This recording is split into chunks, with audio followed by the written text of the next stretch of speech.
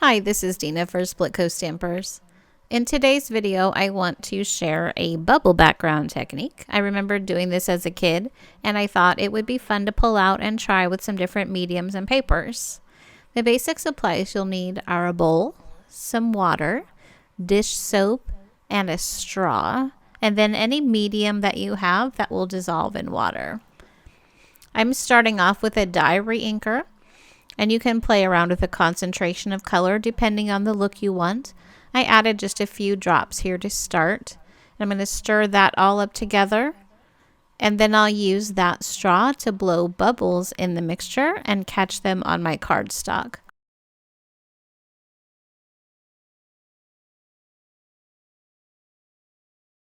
I want that a little darker, so I'm going to add more of the re-inker and try again.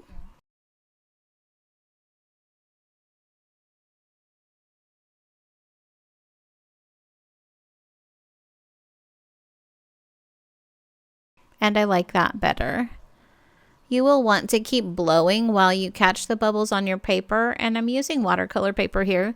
If you stop blowing, the paper will pop the bubbles too fast, and you'll end up getting a print of the edge of your cup on your paper instead.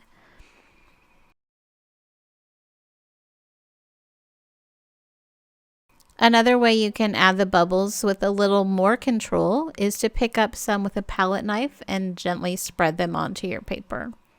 So that is the basic technique. So I thought I would play around with some other mediums I had close by. So here is some acrylic paint that worked nicely. Something that I noticed too is that the longer the bubbles sit on the paper, the darker and clearer their outlines will be. So play around with that as well.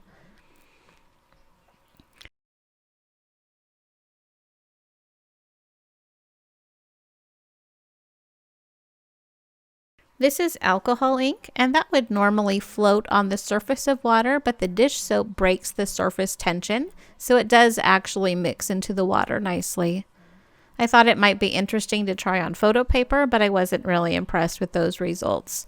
Anyway, do try with different mediums and different papers to see what works for you. You may hit a combination that you love just through trial and error.